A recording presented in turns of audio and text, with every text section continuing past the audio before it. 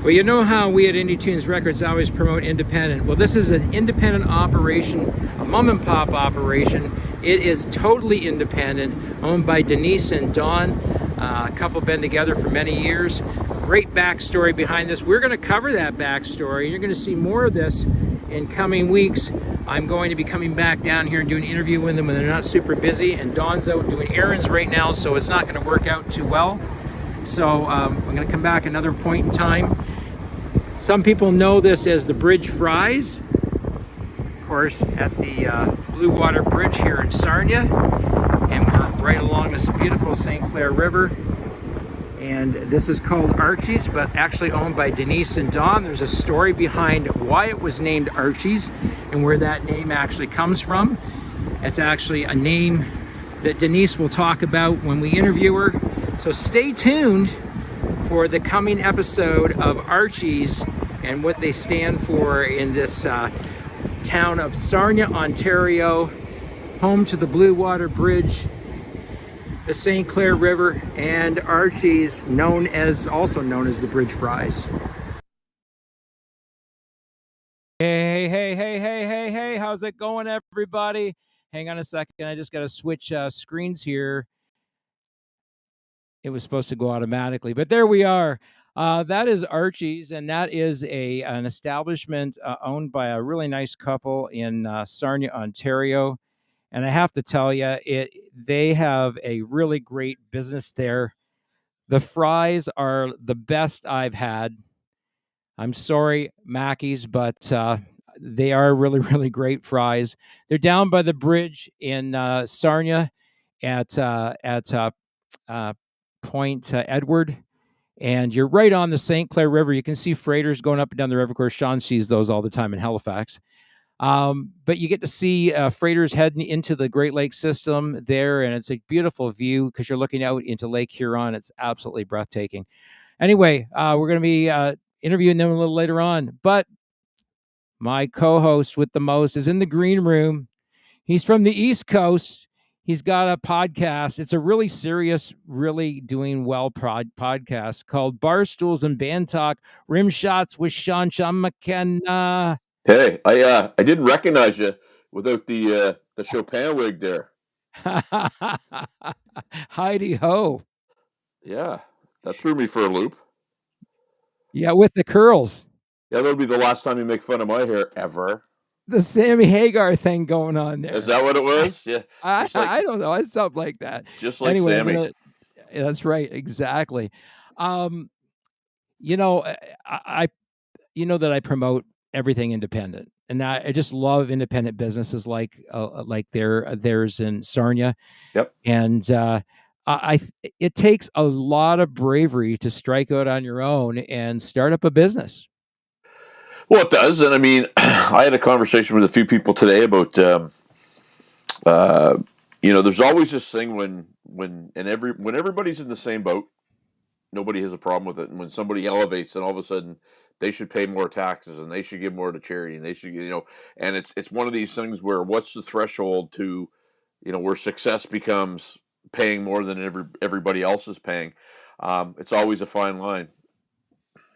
Yeah, open up the chat room. So if anybody's online, you want to go in the chat room, make a comment or pose a question, happy to always try and answer those as best we can. Tonight, we're going to talk about like the value of music and saving music. We talked about, can music be saved? I've got a whole lot of, there's some new stats out there that I want to share tonight as well.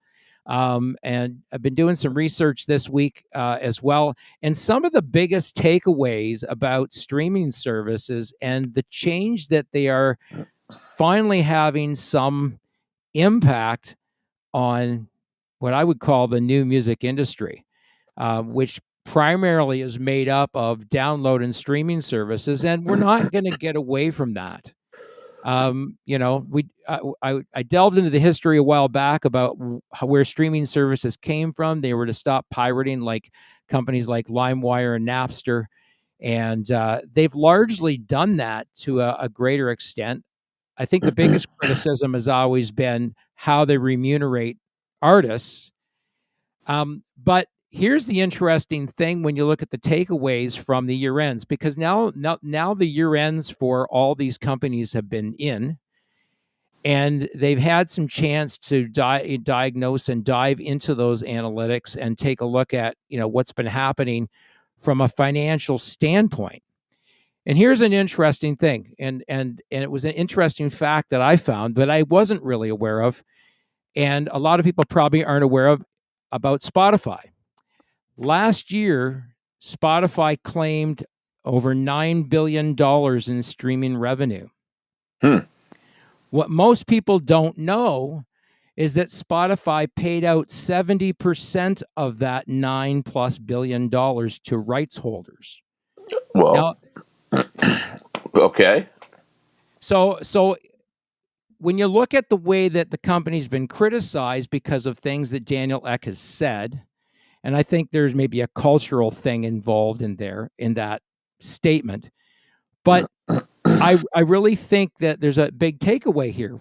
When you got $9 billion that were largely gathered from a company that is the largest streaming service in the world, right? $9 billion they made in 2023 by year end, and 70% of that has been paid out to rights holders. Now, here's the rub.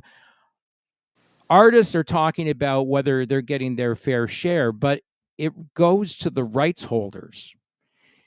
And so the rights holders are the rights holders that are listed on record as owning the publishing rights for those songs.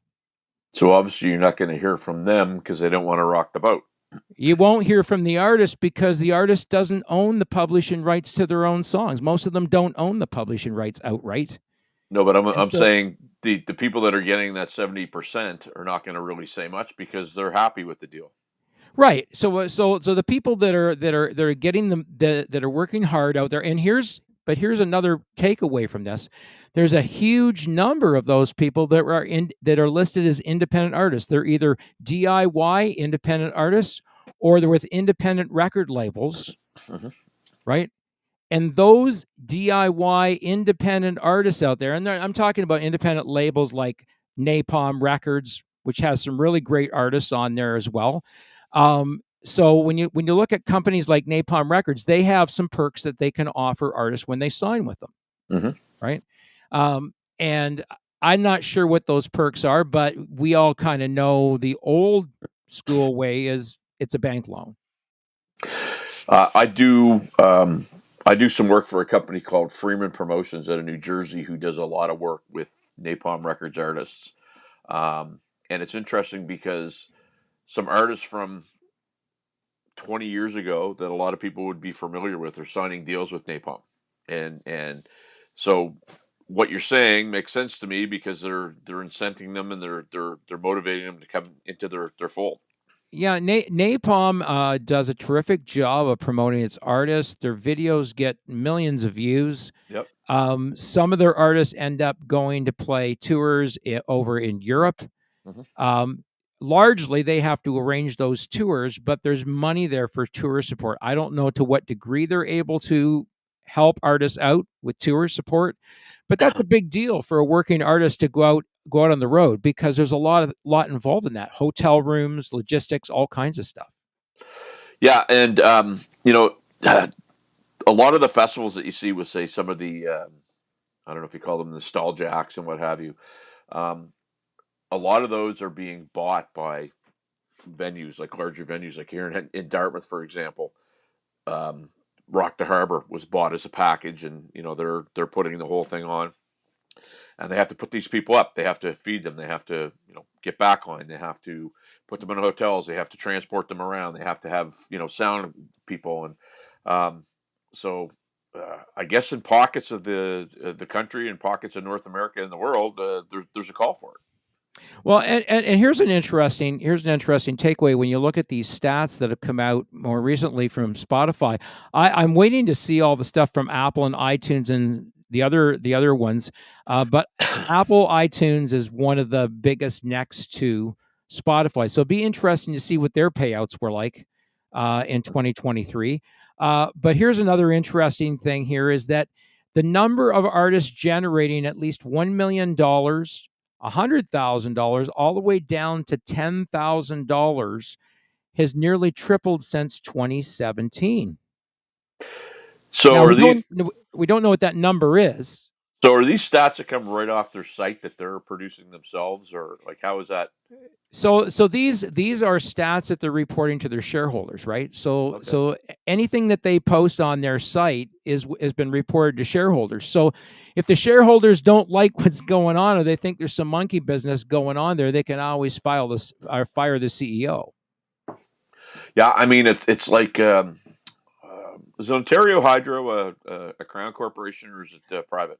Well, they used to be a private company, but the Liberal government here decided to change that and sold it off. Yeah, so in here in Nova Scotia, it's a private company. The Right. government sold it, and the big rub is always when they need more money, they always go back to the URC for more money, and they always typically get it, right? So we had a windstorm that was, so we need $12 million to fix stuff. Oh, take it. Um, during COVID, the CEO of Nova Scotia Power got a huge bonus for doing a good job. Well, when everybody was home, they couldn't go anywhere, and they had to put power on in their house. Like, really? You know what I mean? Well, I don't know. I mean, those are things that are negotiated at the private level. Yep. They're perks there are perks that are offered to get the talent that they're looking for in a CEO for those companies. So those perks are there. They have to earn them. I don't think that the shareholders actually give away those bonuses lightly. I think they have to prove that they've met some metrics in order to earn those bonuses. So, having worked in the corporate world, I can tell you, you don't get your bonus unless your metrics suggest that you're entitled to your bonus. Yeah, it's pretty funny though that usually people that oversee that have not a whole lot of working knowledge of an actual company that they're critiquing. Yeah, it's how people get appointed to boards, right? You see that seeing that same problem in hospitals, right? You get people that get appointed to hospital boards that really don't understand healthcare. I'll tell you a really quick funny story. In early 2000s, I was working for the Halifax Chamber of Commerce. I was there for 4 years. It was a great professional opportunity for me. I learned how to network. I met all kinds of good people. Um, Part of what the board's job was to basically influence people to come over and become members in the business community. And there was a certain company who wasn't a member that was a large enterprise company. They had close to 5,000 employees. And so I sent an email to the board. Does anybody know anybody from here? I'd like to talk to them. And one guy comes back and says, they'd never join. They're not interested. Don't bother. But this is a person that used to work with me. I emailed the person. Turned out she was the CFO of this company. I asked if I could meet with her. Went down, did the pitch, and she signed up immediately. And I sent a message back basically saying, hey, these guys are on board. And oh, by the way, Dave, blah, blah, blah says hi. She hasn't talked to you in a while. And I'm telling you, they were not happy with me, but part of my job was to get new members. And, Yep. when you're on these boards, volunteer boards, part of what you're supposed to do is get new people to come in, and you know what I mean. So But your due diligence as a board member, and I was a chairman of a board of a community mental health service for a number of years. yeah, You have a responsibility, a professional responsibility to recruit people that you believe are going to fill out the board. They're going to add something to the board to oversee it, because that's what the board is providing. They're providing oversight to the organization, and everything shouldn't be a rubber stamp. There should be questions asked about spending, should be questions asked about budgets, right? Hard questions about those things, yeah. because you're working largely with public dollars. There's an accountability factor to it. Now, we don't have the same thing in the private sector. They're not accountable to you and me, the public. They're accountable to their shareholders. Fair enough, but not to sound a jerk, but Yeah. why is it that they'll do the bios on the board and they'll talk about blah blah is this and he's got a bachelor of science in this and an MBA. Who cares if he comes and shows up and eats a bunch of sandwiches and does nothing and then leaves for another month? I don't care what his or her designation is, and that's the problem is that Yeah, I'm not talking about credentials. I'm talking about people who actually demonstrate a working knowledge of what they're going to be doing. that's cool, but you still got to do the work. And but you can see it. You can see it in their work, right? It comes as part of their portfolio. You're not looking just at their qualifications. Because I can tell you, I beat out master's degree people, and I don't even have a postgraduate degree. My friend, And I beat them out for jobs based on experience. I don't work in corporate sales anymore. I did it for almost 22 years. And nothing irked me more than when I had to report to somebody that wouldn't pick up the phone to make a cold call and told me everything that I was doing wrong when I was cold calling. And Yeah. unfortunately, there's the learned part of business, and then there's the doing part of business, right? And I'll call it a personal character flaw, but I don't do well with the people that have never done something but tell me how to do it. You know what I mean? Yeah, and I think that can be problematic. I mean, and again, I don't know how these boards are run for these organizations, and that wasn't sort of the intent of tonight's conversation to get into it. But I mean, I would assert that most organizations are somewhat fundamentally flawed. Oh, no question, no question. Yeah, Because I mean, because nothing in this world is perfect. well, and the thing is that if you say you have an association and they have to vote a board member in, and I get that, I totally do. Yeah, But also, it almost becomes a version of municipal politics where it's a popularity contest. And I've right. seen it time and time again where somebody gets on a board who is a known name but will bring nothing to the party and gets in there and does exactly what you think they will do. Yep. Um, that's just the luck of the draw, right? Yeah, it's one of those things that truly is the luck of the draw. I want to talk a little bit about why publishing is so important, because if organizations like Spotify made $9 billion+ last year and gave 70% of that to rights holders, here's an interesting thing: is that last year, 2023, was the biggest year for independent artists on Spotify. They generated over half of that $9+ billion. Okay, that's interesting. Isn't that an interest? Now, isn't that, and that's a really interesting piece of it, because that means those indie artists got 70% of that 50%. So did the artists or the people see there's the gray area. It's the rights holders. It always goes to the rights holder, and whatever agreement the rights holder has with the artist is what the artist gets paid at the end of the day, which is Okay. usually less than the label's getting. Yeah. Right? Always. I know signed artists who have told me that their best deal they got was 16 cents on the dollar. Yeah. I mean, I That means the label's scooping 84% of everything they make off the artist. that's fun, isn't it? When you're sitting there eating top ramen as some guy's inviting you or not inviting you to sit in his limo for 5 minutes. You know what I mean? It's anyway. What a contrast, right? You've got major labels that are paying artists 16 cents on the dollar, and you've got independent labels like mine where we pay the artist 75 cents on the dollar. Yep. Was that a fly that just went by the screen? Yeah, probably was. It'll be one of those bastards that just keeps bugging you the whole time, right? Yeah.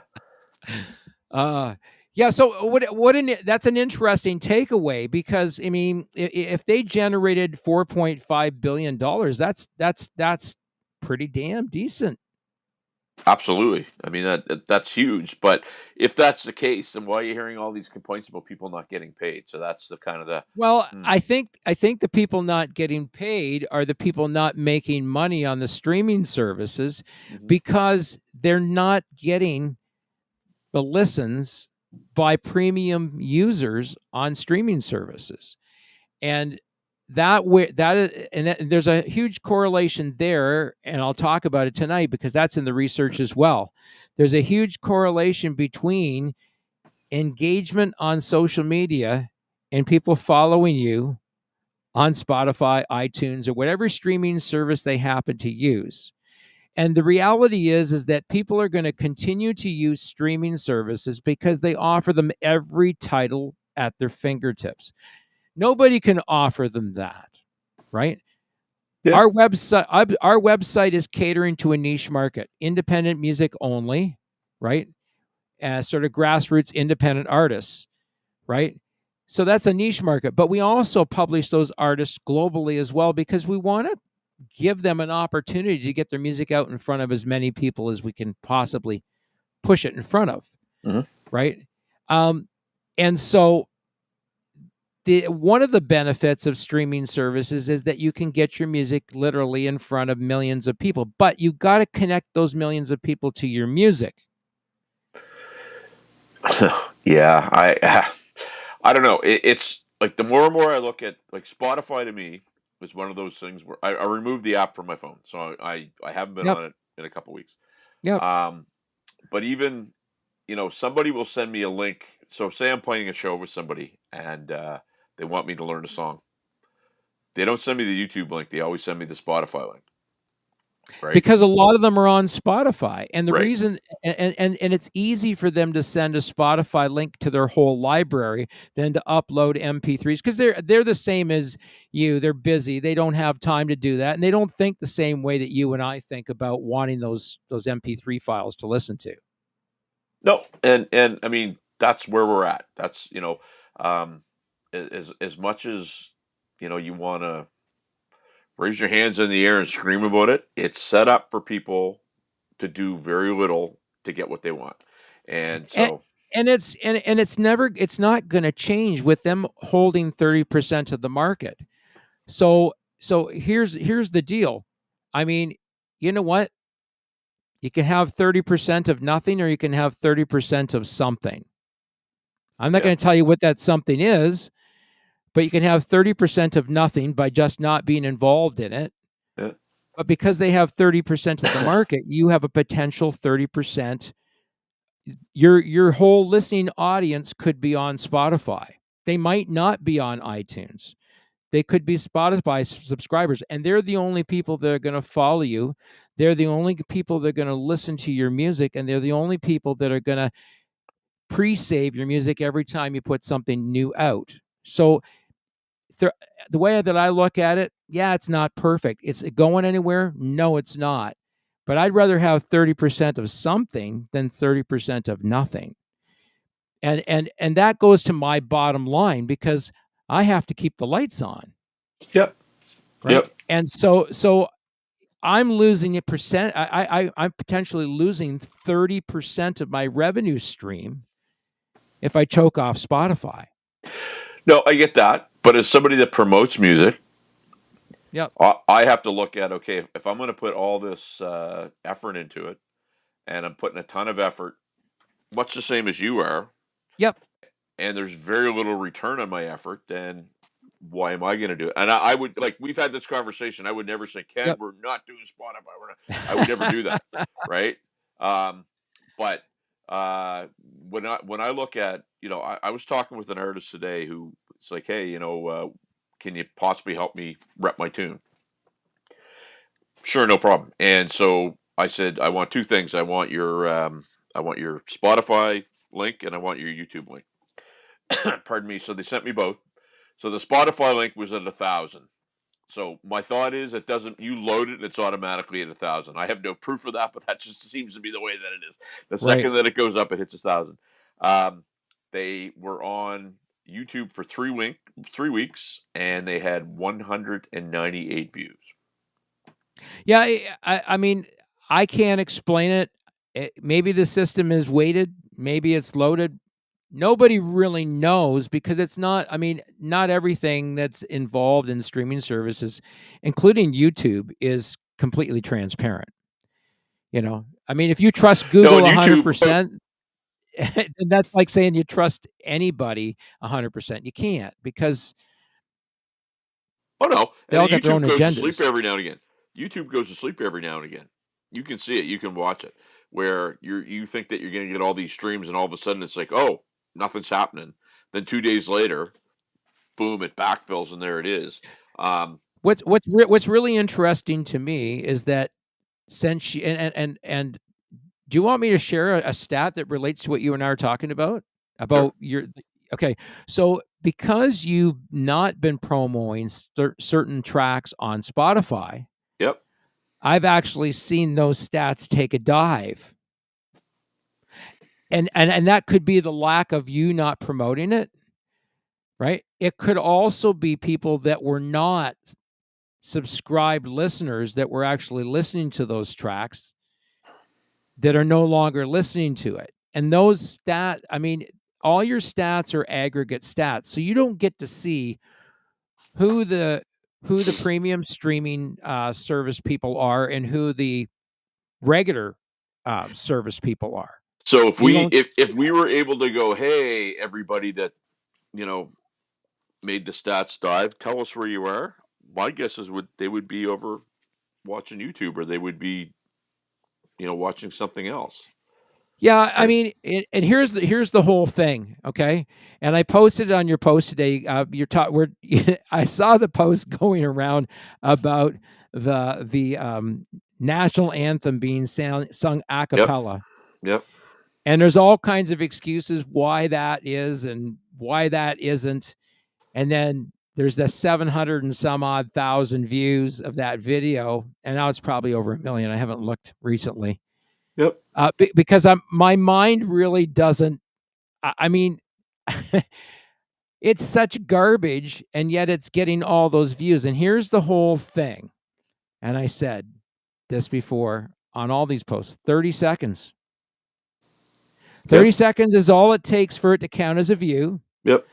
Okay, so someone watches it for 30 seconds, and holy shit, she can't sing worth a shit. Yeah, she's a faker, or whatever, or whatever they're going to say about that. And then here's the other thing. It's the same on music, right? 30 seconds. If they stream your song for 30 seconds, it's considered a stream.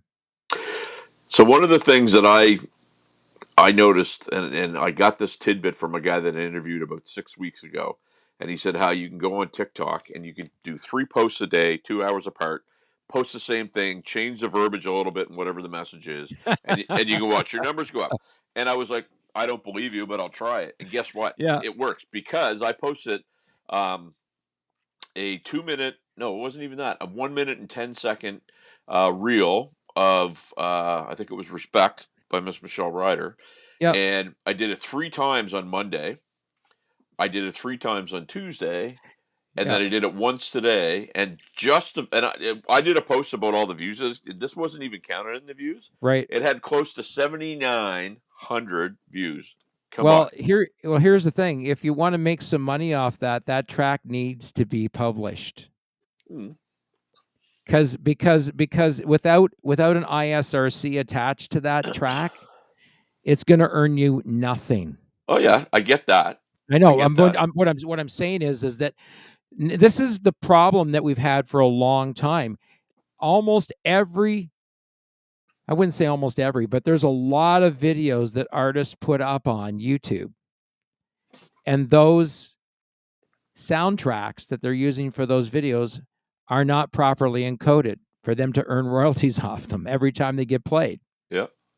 And here's the thing: that song was never intended. That reel was never intended to make money, because it's going to be a bigger part of something. Right. But I didn't believe this guy, and so it was like, okay, I don't believe you. Prove it to me. And guess what? I got a kick to the jaw because it was like I did what he said, and exactly what he said happened. What if I told you the rights holder only needs to get paid 11 cents on the dollar? Yeah. Right? That means you have earning potential of 89%. And we will look at that. Off a cover tune. Yeah. You can earn upwards of 89% off a cover tune if you properly license it and you secure the mechanical licensing for that song. Yeah. So that's a fairly easy do. We do it all the time, and we've been talking about it, and I think I'm satisfied with what we talked about last time. Okay. I don't remember, but about how cover tunes get produced. Oh yes, yeah, Yeah. yeah. And so the cool thing about that is that you can't republish something that's been sampled, but you can republish something that's been re-recorded. Yep, 100%. And so 100% you can do something that's re-recorded, but you cannot republish a cover tune if you sampled any part of the original recording. It's just you can't do it. It's illegal. It's a copyright infringement. But this goes to what I'm talking about in terms of that. Now, what's interesting to me is that when they talk about these takeaways last year, that many artists that generated big money last year weren't even household names with major record labels. Nope. Now, there are some artists who've done a terrific job of marketing themselves. They understand their target market and they've been able to go after that target market really well and generate some decent revenue for themselves. It's a pile of work to do, but if you're good at it and you have a decent product and you're well connected in social media, because it's those social media users that are going to become users on streaming services, or maybe already users on streaming services. So, has anybody, have artists ever done polls? Have you ever done a poll of the people that follow you to find out what streaming service they use? Hello, there's my first marketing tip of the night for you, right? Do a poll of the people that listen to your music and find out what streaming service they use. List the top 4 streaming services and do a poll on social media. Get some feedback. And then if you're working with me, let me know what that feedback is. Remember, it's your job as an artist to interact with your followers. 100%. And I can guarantee you the top answer is going to be Spotify. I would be astounded if it was something different. Right. And if the top answer is Spotify, then your question is going to be you're going to put 2 choices for Spotify. You're going to put Spotify Basic or Spotify Premium. Yeah. Because it's only the premium users you're really, really, really interested in. Because the free people, they ain't paying for it. Yep. Right. So if you've got 500 premium listeners on Spotify, right? So have you been able to find a stat about the total users on Spotify? In terms of the number of people that listen to Spotify on a daily basis? Everybody that's on Spotify, then the ones that are premium users versus the freebies. Have you found that stat? You know what? I think I did find it at one point in time, and I never thought about it. You got time to search it on your phone? Well, Go no, ahead. I'm just gonna do a cheeky little thing here because I think what it will probably show is I'm gonna pull up a stat on my YouTube page, and I think it's going to be 92% versus 8%, and 92% is non-subscribed versus subscribed. And I think what There you're you going to have, go. right? There you That's go. just, and that's so. And what I'm saying is, people don't want to pay for stuff. So Right. what that tells me is you're trying to get a group of people that are paying for something that's extremely low, and that's who you're trying to influence to basically Right. listen to your stuff so that you can move your stuff up the ranks versus people that just want to get stuff for free that really don't have any impact on what you're doing whatsoever. Right. I'm just taking a look here right now. So at the first quarter of 2024, Spotify has 239 million premium subscribers. What's their overall listenership?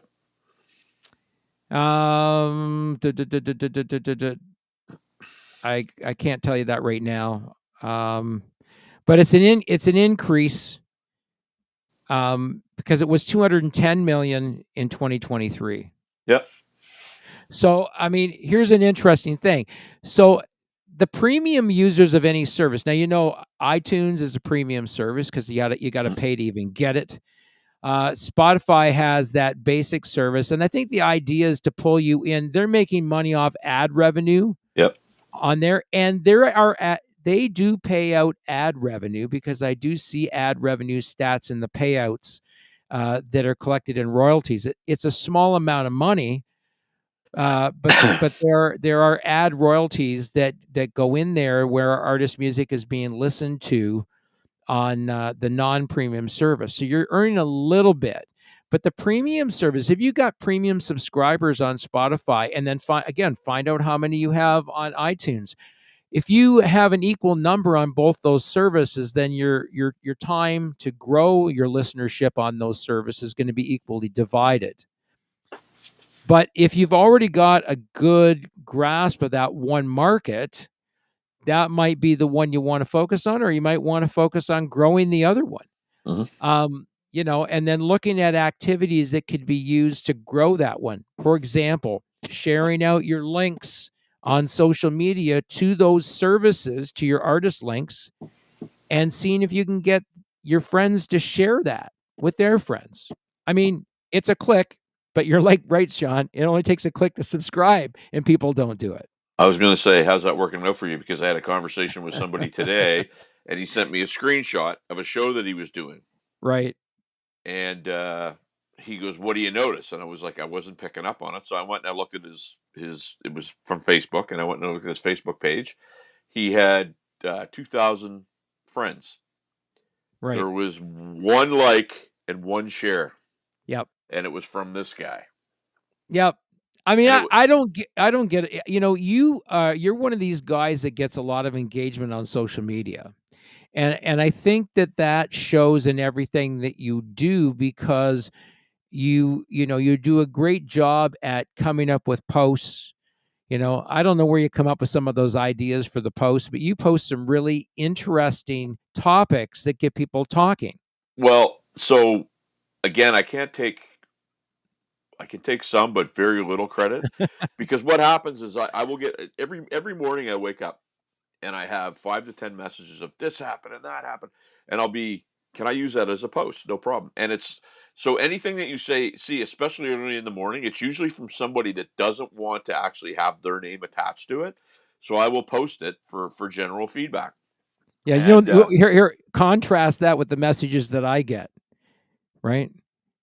which are Our share out on Spotify isn't working. Can you give us some insight into that? well, those are the kind of I mean, I can't put up something controversial because nobody sends me anything controversial. well, and I mean, and I try to keep Barstools positive on my personal page. If somebody sends me something, I'll post it.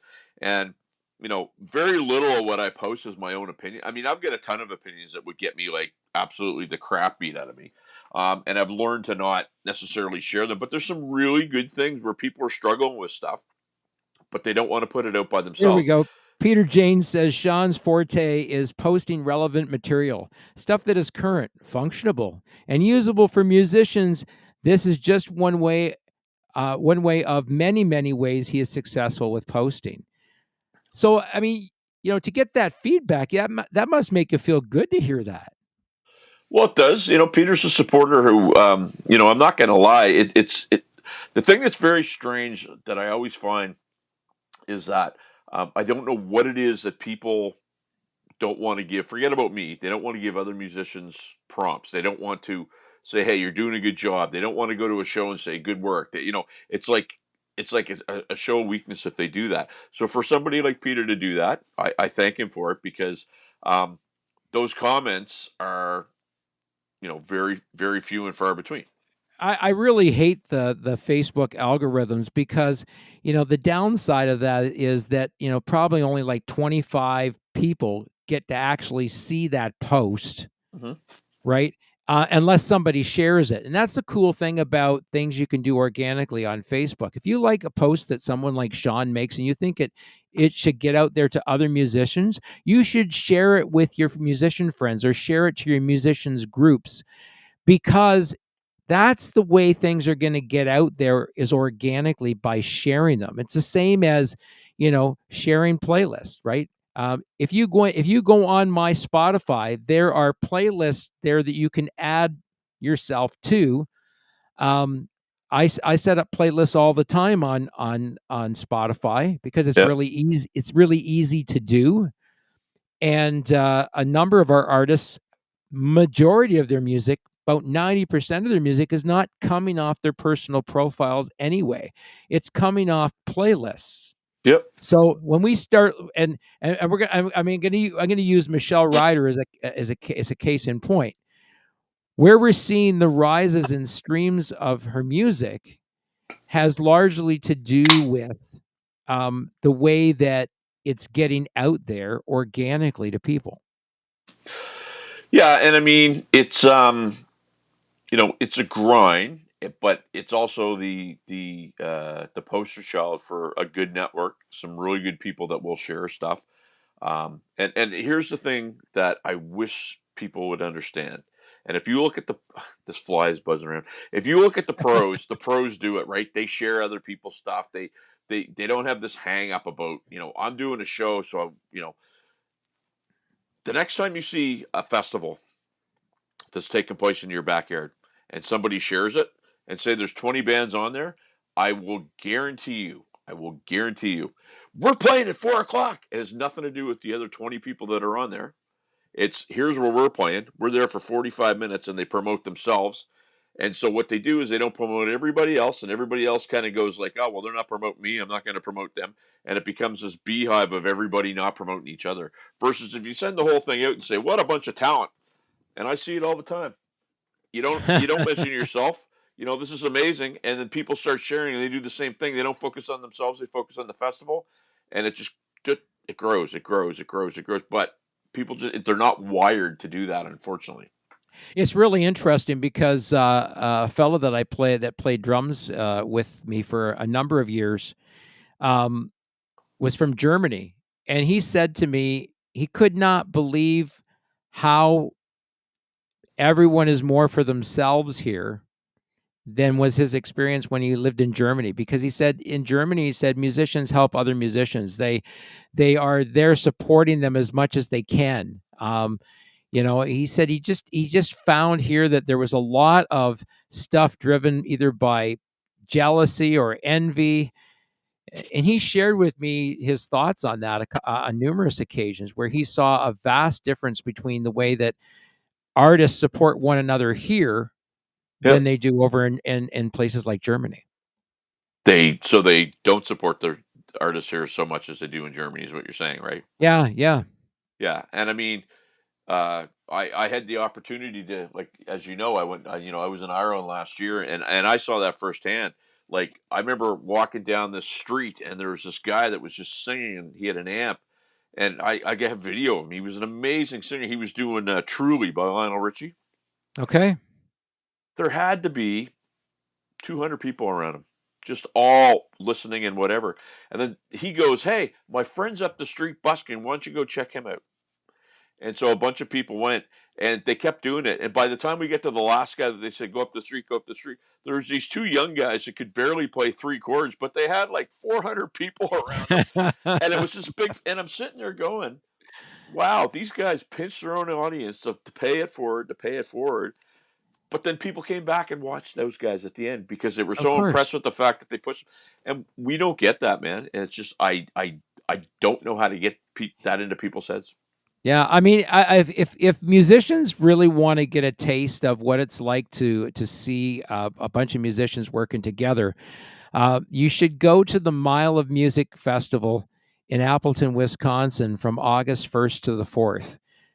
200 artists, 50 venues, outdoor stages, indoor stages. I mean, it's an amazing festival. This is their 11th year running with that festival. It's all independent artists from all over the place. And those are the things that I love because I mean, there's a group of people that went down to Cuba in April, and we're going to do it next April. And the one thing that they all talked about that was so amazing was the fact that they all get to hang out because when they're home, they're all playing. They don't get to hang out with their peers, and some of them do, but they choose not to. But a lot of them, not necessarily with that group. Right. But so their biggest takeaway was, they raised a lot of funds for kids in Cuba, but it was so good to be around their peers and hang out and jam and have a beer and just talk music and talk life. Yeah. Um, and unfortunately, stupid little competition stuff gets in the way of that every now and again. Yeah. I mean, if you're a serious independent artist and you really want to get noticed, You know, they'll be soon opening things up for people to send in um, their requests to be on the bill for the Mile of Music 2025. So, you know, what a great festival. 50,000 people go through there on the weekend, over the long weekend in August. And it's an amazing festival. We're actually, my son and I are hoping to go this year. We'll have to see how things line up, but we're hoping to go. And Andy McNamara, who hosts a show there called Core, which is focused around supporting artists in the Wisconsin area, Hmm. where Appleton is located, is a huge music hub around there. I mean, tons of musicians around that area, and there's a lot of local talent there. But they're, they come from as far away as Iowa, and I would think that sort of Mile of Music is becoming sort of like the Nashville for independent artists. Well, and there's. I was talking to I interviewed a politician today because I'm doing. There's a municipal election that's going to take place, and our mayor is stepping down, so there's going to be people that are running for mayor, and basically he told me off camera that the amount of money that our municipality gives to some things is large, and he goes, imagine if we took that money and just put on this festival and this festival and this festival, but we can't because it's just not set up that way. And you know, in the States, they don't get those opportunities. They got to go to sponsors, they got to go to businesses, they got to get people to kick in money. There's no grant system down there. They have to come up with their Right. own money. And so it's just amazing here in Canada how these opportunities that we have that we don't take advantage of. Right. What are your thoughts on multi-band shows where the artists that are on earlier leave the show and don't stay to support the other acts? What do you think about that? Do you have a thought on that?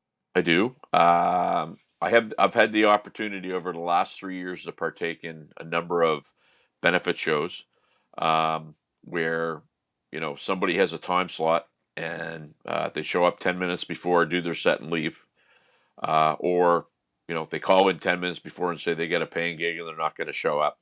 Um, Everybody's got a story. Everybody's has a reason for leaving. If you have nothing on the go and you can't take in 5 to 10 minutes of somebody else's show, I think that's really sad. Right. Yeah, that was sort of the sentiments of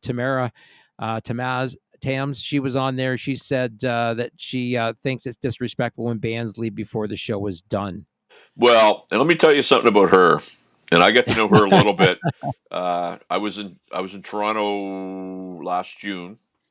I went up there to see Ian Kurtz with Destroyer Canada at the Rock Pile where Tams used to be. Right. And she's a monster promoter in Toronto.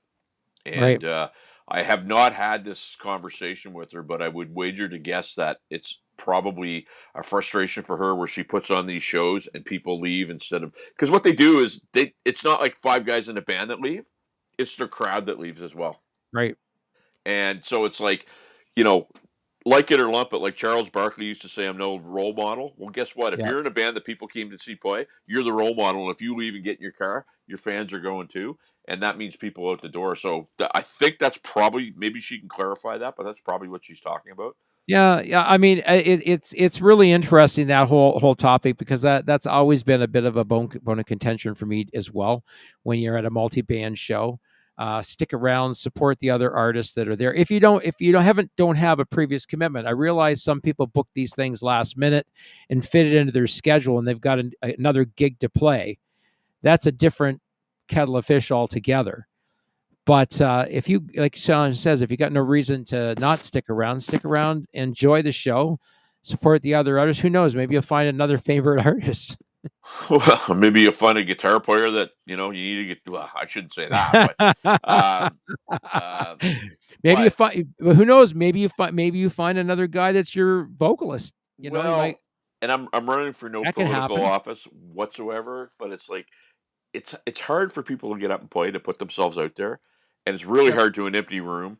And so, if you can stay. And I mean, the whole thing is, if you got a show, that's fine. if you're leaving because you don't like the color of the drummer's shirt, or you think the drummer's an idiot, or you think the drummer uses a fan and you don't like it, great. But guess what? There's 4 or 5, 6 other people on the stage besides the drummer, and that's a shot at myself if nobody's getting that. Right. Stay and hang out and basically support the venue, support people that are there, because they're taking time out. And I mean, if you got something to do, great. I get it. No problem. But I think that's what Tams is talking about. Yeah, I mean, here's an interesting thing I want to talk about as well. Billboard charts. Yeah. What role do they play today? What is the role of Billboard charts, and what drives Billboard charts these days? Because it's certainly not terrestrial radio. Yeah, that's a hard one. I really don't. I mean, I haven't looked at a Billboard chart. I bet you. Well, actually, Mitch LaFron, I call him the Eddie Trunk of Canada, who is out of Montreal, who's been at this for a lot longer than me. Mitch will post, Billboard March 3rd of 1983, and I look at what's on there, and there's everything from Motley Crue to Belinda Carlisle, and I'm sitting there going, man, like what a time, when I was 11 years old or however old I was to live in with that type of music. I don't even know what any of those Billboard things would be now. Well, here's some research by Billboard themselves about how charts get ranked these days. Yeah. Okay.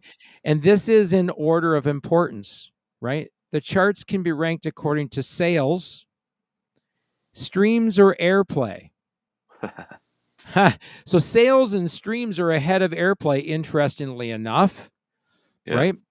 And now, again, you've got a company called Spotify that has the largest listening audience in the world, and they probably have the largest influence over Billboard's Top 100, as well as the Billboard Hot 100 and the Billboard 200.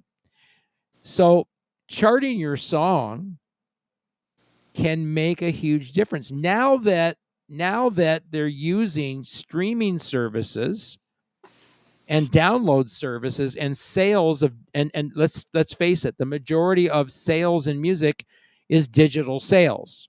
Mm-hmm. And those digital sales largely come from streaming services. Very few of them are direct services. So they come off of Spotify, iTunes, Tidal, Deezer, wherever you stream or download your music is where that music is being largely sold. And that is driving those charts, which means that if you hit one of those, even if you hit the bottom 200 in the 200 chart, your music is all of a sudden going to get the attention of more people, because now all of a sudden it's hit a different echelon or a different level. Yeah, I think the visual part of it right now in this day and age is way more important than the actual audio part of it. And I say that because had 1 million people heard that national anthem the other day on a streaming thing, they probably would have turned it off in 5 seconds. I would think so. But instead, what did they do? They watched that poor girl struggle. They watched it to see how bad it was. Bad. And you know what? I mean, but here's the thing, and I said this repeatedly in the post.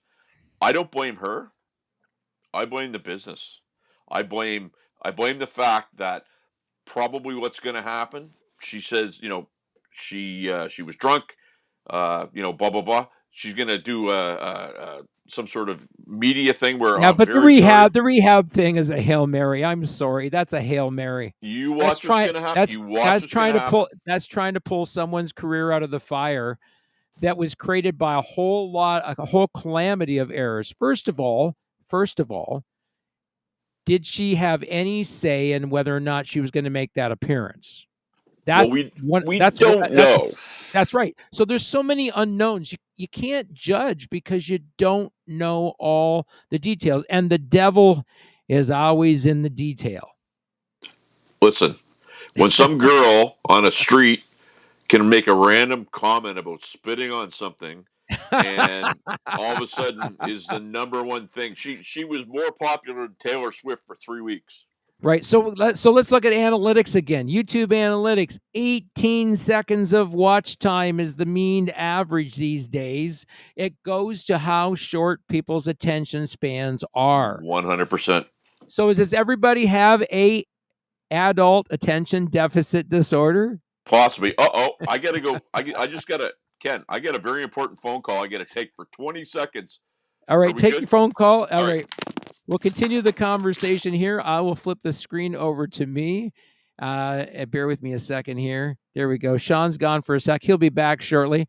So, I mean, here's an interesting thing about what's going on with that conversation. I really don't think it's anyone's place to judge what's going on there, because the devil is always in the details. There's so many things we don't know. We don't know whether, the artist had any say in whether or not they were going to make that appearance. We have no idea what the agreements were in terms of, was there any level of accompaniment or whatever.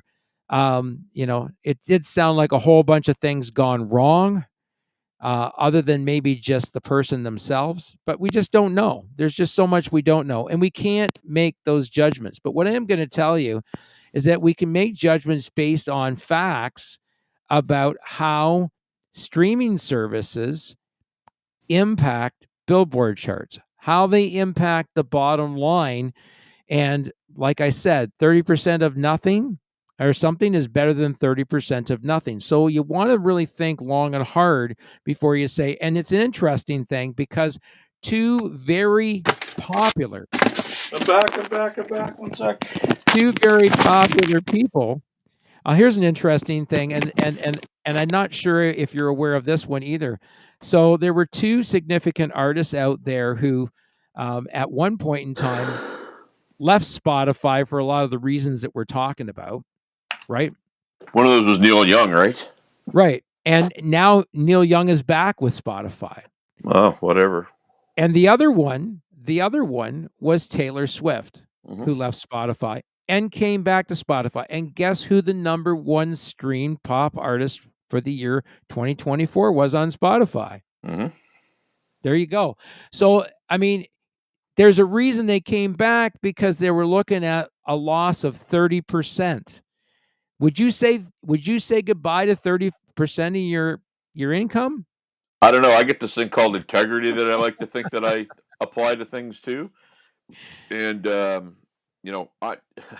sit here as a stupid man, and by that I say that I've always had this thing where I like to fight the battles of people that sometimes don't have the courage to fight their own. And at the end of the day, I always end up getting screwed over by it, but I do feel good about doing it. So I would like to think that, you know what, if it wasn't the right platform for me, or if it was sending a bad sort of thing to other artists, I might possibly do that.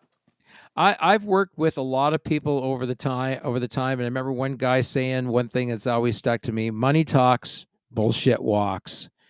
And at the end of the day, if you are dependent upon or looking at trying to make a living income off your music, then you have to look at every possible revenue stream where you can maximize. Now you're talking about where you're going to put your effort, Sean. No, here's the thing. No, you're talking about where you're going to put. You're talking about where you're going to put your effort. I'm talking about potential revenue streams. Right. So money talks, bullshit walks is right up there with, oh, it's just business. And both of those sayings are usually, they're saying it as they're shaking your hand. They're about to bone you up the arse. Right. Again, I get what you're saying, but for me personally, it's not always about money. No, and I'm not saying it is that way for every artist that's on our independent label. The art is first, and our label is very, very. We have a very, very plain and simple philosophy that we place art ahead of commerce anyway. If I was in this for the money, I wouldn't be doing what I'm doing. I'd probably go framing houses like Brent Durner did. It's honest work. That's right. It's honest work. And I mean, back framers these days, because there's such a shortage of labor, they can charge any rate they want. The worst thing is going to happen. Maybe somebody will steal your sandwich. They won't try to steal your song or your girlfriend or whatever, right? That's right. That's right. And then there's that type of music where you get everything back. Right. Yeah. Instead of you losing your truck and your girlfriend and everything else. Yeah, yeah, yeah. No, Oh man. and I get it. I mean, I mean, it's a constant push pull of money versus integrity versus art versus whatever. Um, I just find people are too quick to follow the money train, and it's a small amount of people that get to make the money train because a whole lot of other people do dumb stuff to let them do that. Yeah, I mean, if more people are if it's finally getting to the point where more people are actually able to get on the money train, then it may be high time for artists with quality music to be able to make some money off their art. And there's nothing wrong with that. I mean, I agree. and the reality behind that is that we don't value art enough, right? That's been going on probably for as long, way before you and I even entered the world, Yeah. right? And I think that's a long-standing problem that a lot of people think that art should be free. Yep. And it's not, because it's someone's blood, sweat, and tears. Sometimes it's that person's personal experience, and writing those songs is a form of catharsis for them, Hmm. and a form of therapy, even though the listener is getting a completely different message out of that song. Yeah, and I mean that's a fair statement. But I mean, here's typically the way things work is that, you know, somebody works very hard, writes a really good tune, but doesn't have the connections or doesn't get the I hate the term luck, but they don't get the break. And then all of a sudden somebody who is maybe not as talented but gets the break because they're pretty or whatever. And we're all supposed to be excited for the person that shouldn't have got the break while we're trying to do our thing. And that's the problem with the industry is like they constantly keep one group down but try to lift the other group up but get everybody to go like, hey, we're in this together. You know what I mean? Pretty awful video. Pretty awful video gets 700 some odd thousand views, or maybe more now, right? Yep. And that's just an example of what you talked about, the visual Yep. piece of it getting attention. And maybe the market is in the audio visual stuff. We've been talking about ways and means we might improve that process as well, right? So maybe that's a good target market to go after, You and did put a your energy brilliant in. you did a brilliant thing that you surprised me with. I woke up on Monday morning and all of a sudden there was this YouTube channel that I did not expect. And I'm sitting there going, this is interesting. And I started digging into it. And now I'm going, oh my God, now I get something else I got to promote. But uh, I started noticing a little bits of, more listens, a couple more subscribers. And I'm going like, this is very cool. And now yeah, I'm diving in. this is why we publish our artist music on YouTube Music. Right? And now I'm going, okay, this is cool. Now I've got to figure out how to get all these people that are viewing stuff over to this, but that's a nice problem to have, right? Yeah, yeah, and you and I've already discussed about the possibilities of YouTube ad revenues that Yeah. become part of the streaming, could become part of the streaming revenues as well. And as well, now you've got the YouTube channel that's dedicated to an artist, that's their music channel on YouTube, Yep. and that is auto generated every time we publish the music to YouTube Music. And that is one of the benefits of having your music on YouTube Music. Even while some other services are free and YouTube Music is generally free, but it does have ad revenue on it, unless you're subscribed to Red or premium services with YouTube. Yep. So there's opportunities there as well, for artists to find another revenue stream, And right? possibly a new audience that Who they might knows? not right, they might not have grabbed before. Exactly. Yep. So Yep. I mean, great points. I don't think we're still scratching the tip of the iceberg. You know that, right? Oh yeah, right here, my Uh, forehead. and, and I had two really great ideas that came to mind that I'm going to share with you when we end the show tonight. So Okay. um, maybe we'll talk about some of that later on, in another future episode. I know Sean's been working hard to try and get Tommy London on the show. Yeah, Hope actually, so Tommy, just so everybody knows, Tommy Lennon is He's on Hair Nation. He's on Ozzy's Boneyard. He's on classic albums every now and again. He finally moved to LA. He's finally all settled in, and I think we're going to get him here really soon. That'd be cool to have him on the show because I'd like to get his take on a number of things, and so it'd be cool to have Tommy on the show. And we've been trying to get other people on the show, and that may happen over time. But I really like this topic. I think we're going to continue on this next week. It certainly is an interesting topic, and it always leads to other great discussions. Sean, I want to thank you for joining me tonight. Anytime, man. Sean McKenna, my co-host with the most from the East Coast with the podcast Barstools and Bandtalk. Rimshots with Sean. You can watch that weekly. Yes, you can subscribe to his YouTube channel at give us the YouTube channel again. I even know what it is. Go find Barstools and Bandtalk on YouTube and click subscribe. And if you click it, it'll ask you to sign in. It takes 20 seconds. As a man that's got ADHD or ADD or whatever they're calling it these days, I can figure out how to spend 20 seconds to subscribe. And here's the thing: anytime that somebody sends me a video, I go to their channel and subscribe. So that's how organic growth happens. You can do that as well, too, because all of our artists' videos live on our YouTube channel, TUNZ Records. We got about half as many videos as you do. I think you're over 500 now. I think I'm like 561, maybe. I think we're sitting around 260. But that's something that took a long time for us to get there. And I think you were seeing that organic audience grow, and we're seeing the reach grow on that channel. So that's cool. Thank you for joining us tonight. Remember, I am Kenny. You are not. This has been the